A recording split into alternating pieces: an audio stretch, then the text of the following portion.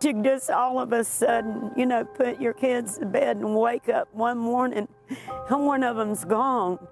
You don't understand it. And like I said, everything's happening like a whirlwind. You don't know what to do. You don't know what to do. And then you start searching. For 38 years, a little girl's bedroom sat frozen in time. A pink blanket, a small pillow, a window that should have been closed, and a mother who woke up one morning in June of 1986 and realized something was wrong. Terribly wrong. Deborah Gutierrez woke up that morning and noticed her 4-year-old daughter, Jessica, wasn't in her bed. At first, it didn't make sense. Maybe she climbed into a sibling's room. Maybe she wandered to the living room. Deborah asked the other children if they'd seen her. They hadn't. She checked the house. Closets, bathroom, outside, nothing. That's when the panic set in. Family members rushed over. They searched the yard, the nearby roads, the surrounding woods. Law enforcement arrived. Deputies spread out on foot. 4-wheelers tore through trails. An airplane circled overhead. But there was no sign of Jessica, and no footprints leading away. No witnesses, just silence. Investigators soon discovered something chilling. Someone had entered the house in the early morning hours through Jessica's bedroom window, and whoever came in carried her out the front door. There were clues: a fingerprint on the window pane, a cigarette butt outside, an empty pack of Vantage cigarettes. But in 1986, those pieces didn't tell the whole story, and Jessica was never seen again. Days turned into weeks, weeks turned into years, and then decades. Her body was never found. Her mother would later say she had lived longer without her daughter than she ever lived with her. Imagine that wait. For years, the case haunted Lexington County. It became one of the most notorious unsolved child abductions in the state's history. People whispered about it, and parents double-checked locks at night, but the case stalled until 2021. 35 years after Jessica vanished, the Lexington County Sheriff's Office decided to take a fresh look. And this time, they didn't do it alone. The FBI's Child Abduction Rapid Deployment Team came in. Analysts, behavioral experts, prosecutors from the South Carolina Attorney General's Office, SLED agents. More than 125 people were interviewed again. 10 FBI field offices assisted.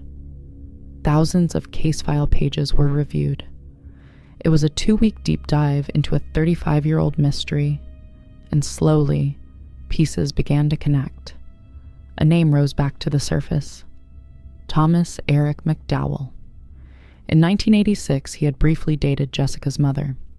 He lived in Lexington County at the time, and investigators realized something that hadn't been fully developed decades earlier. That fingerprint on the bedroom window, it matched him. There was more.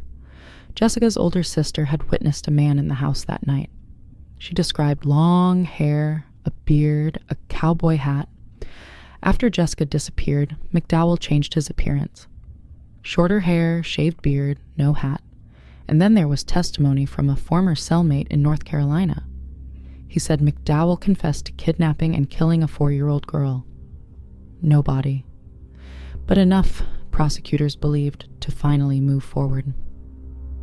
In January 2022, Wake Forest police arrested McDowell at his home near Raleigh, North Carolina, nearly 20 miles north of the city. He was 61 years old, 36 years after Jessica vanished. He was extradited to South Carolina and held at the Lexington County Detention Center. And in 2024, the case finally went to trial. The courtroom was packed. For 3 days, jurors listened to testimony from nearly 20 witnesses. Crime scene experts, family members, law enforcement. Prosecutors walked them through the physical evidence, the fingerprint, the cigarette pack, the timeline. They argued that in the early morning hours of June 6, 1986, McDowell entered that home through a window, kidnapped Jessica from her bedroom, and killed her. The defense pushed back hard. They pointed to inconsistencies in witness statements. They argued there was no body, no definitive forensic proof of how she died. They made motions to dismiss the case. The judge denied them. Then came closing arguments. The state focused on 3 pillars: the fingerprint match, the change in appearance, and the jailhouse confession. The defense emphasized reasonable doubt, and then the case went to the jury. Hours passed. The family waited. After nearly 2 hours of deliberation, the jury returned. The courtroom held its breath. Guilty of first-degree burglary, guilty of kidnapping, guilty of murder. Jessica's family cried and hugged one another. McDowell showed little emotion. Within moments, he was led away and returned in an orange detention jumpsuit. But the most powerful moment came during victim impact statements. Jessica's brother read a prayer he had written years ago, asking God to bring his sister back. Her sister spoke through tears, and then her mother stood up. Deborah Gutierrez had waited 38 years for this moment. She looked directly at the man convicted of taking her daughter, and she asked him to tell her where Jessica is. "I already have a place prepared for her," she said. I'm ready to bring my baby home." I do have one more hope out there, and that is that I hope that he confesses to where her body is. Only he and God know that. And I'm hoping that he will eventually let me know, or somebody disclose where her body is. So I already have a place prepared for her. That's all I'm doing.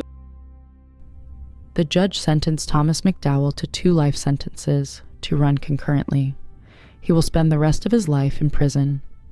Prosecutors did not pursue the death penalty. Legal experts later explained that death penalty cases require overwhelming evidence and years of preparation, especially in cases without a body. And after nearly 4 decades, officials said they didn't have time to delay justice any longer. For the Gutierrez family, this was about accountability, about finally hearing the word guilty. But one question still lingers. Where is Jessica? Only 2 people know for certain, and one of them isn't talking. Jessica would have turned 42 years old this past December. Her mother has now lived nearly 4 decades without her. Yet she never stopped believing the system would work, and never stopped pushing, never stopped hoping. This case is a reminder that cold cases don't expire. Evidence waits, memories resurface, and sometimes, 38 years later, a jury still says, "We see you. We believe you." Justice can't return a stolen childhood. It can't bring a daughter home. But it can close a chapter that's been open since 1986. And for one South Carolina family, that verdict was a breath they had been holding for nearly 4 decades. I want people to understand there's a lot of missing kids out here. There's some of them I think, oh man, 35 years, I can't go another day. And then I'll reach 50-something years. I want to tell you something. And I hope you understand what it is. And I hope these people that do these sort of crimes understand what it is I'm saying. I love and miss my daughter so much. And I know other families do too. And I'm 35 years deep in this, trying to find my daughter. And I want my daughter back. I don't think I'm asking for much. And I need help. I need help in getting my daughter back. I need people to speak up if you know something. If you know something, say something.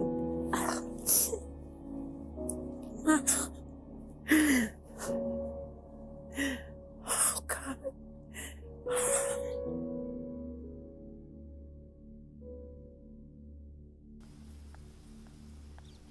For more than 2 decades, a little boy lay in a Georgia cemetery without a name. No birthday candles, no missing person poster with his smile, no headstone with the name his mother gave him, just a small patch of woods off Clifton Springs Road, and a question that refused to die. On February 26, 1999, A cemetery worker was preparing for a funeral. It was supposed to be a normal morning, quiet, routine.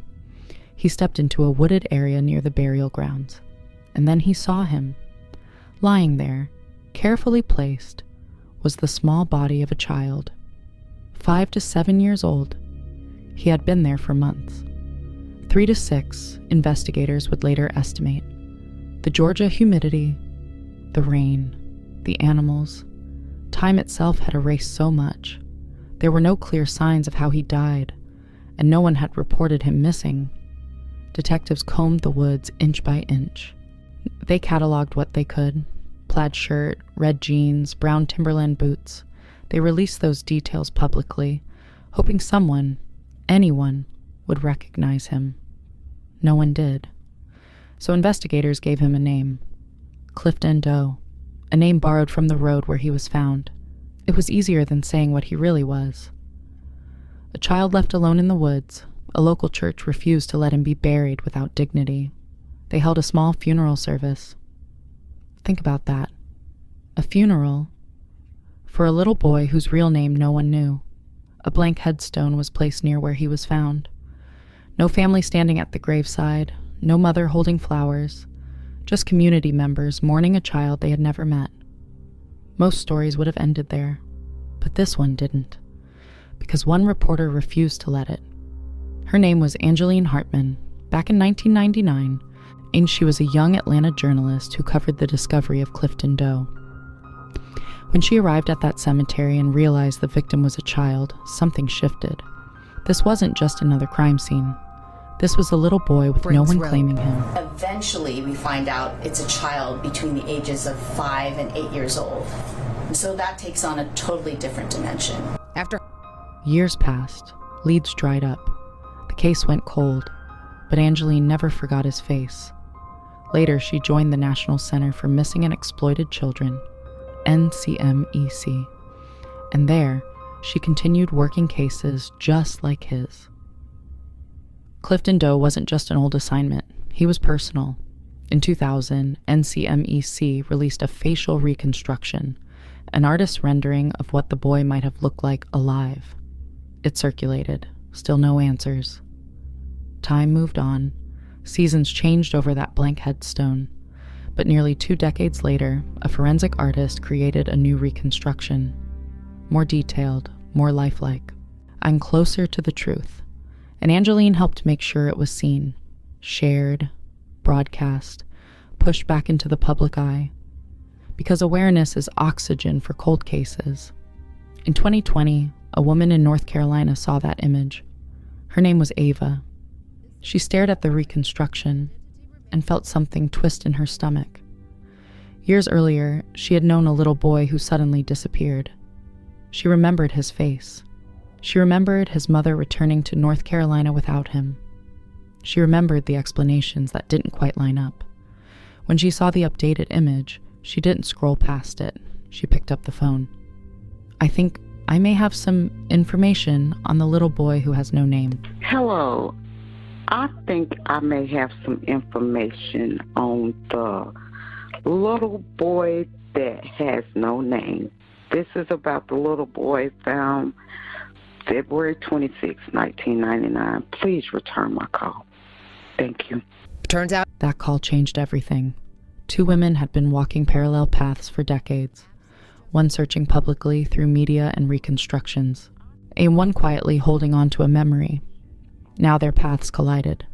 Investigators reopened the case. They tracked down the boy's mother, Teresa Ann Bailey Black, now living in Phoenix, Arizona, nearly 2,000 miles away from where her son had been found. DNA was collected. In February 2022, the results came back. Clifton Doe finally had his name again. William DaShawn Hamilton. William had been 6 years old. In 1998, Teresa abruptly withdrew him from school in Charlotte and moved to the Atlanta area. Then, in 1999, she returned to North Carolina without him. When people asked where William was, the story shifted. Different versions. No clarity. When detectives confronted Teresa in 2022 and told her William had been identified, that he was deceased, she initially expressed surprise. Then, the narrative changed. She admitted he had been sick. As she said, she gave him over-the-counter medication, diphenhydramine and acetaminophen. She did not seek medical care, and when he died, she left his body in the woods. A DeKalb County grand jury indicted her on felony murder, aggravated assault, cruelty to children, and concealing the death of another. Nearly 25 years after William was found, the case went to trial. The courtroom felt heavy with time. More than 20 witnesses testified over 4 days.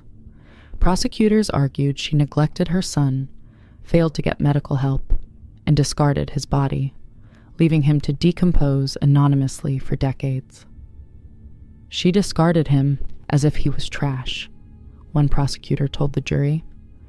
The defense argued the physical evidence was limited. The remains were too decomposed to determine exactly how he died. Too much had been lost to weather, to animals, to time. Hours stretched into 2 days. When the jury returned, the room went silent. Not guilty of felony murder, not guilty of aggravated assault, not guilty of cruelty to children, guilty of concealing the death of another. As the verdict was read, William's father walked out of the courtroom. Jurors later admitted it was emotional. One woman cried in the jury room. They said they wanted to do more. But the law requires proof beyond a reasonable doubt, and cold cases are fragile. At sentencing in January 2024, the judge imposed the maximum, 10 years in prison. Teresa received credit for the 549 days she had already served. The judge called her actions appalling. Then the district attorney stood at the podium. Teresa Bailey may have walked away and abandoned her son in 1999, she said. But today I'm proud to say that this community never did. Today, William DaShawn Hamilton has his name back. That blank headstone? It doesn't represent an unknown child anymore, because a reporter kept telling his story, because a reconstruction was shared, because a neighbor trusted her memory. For 23 years, he was Clifton Doe. Now he is William, a boy remembered, a child mourned properly, a case that proves even when evidence fades, even when decades pass, a face can still be recognized. And sometimes, that recognition is enough to bring a child home.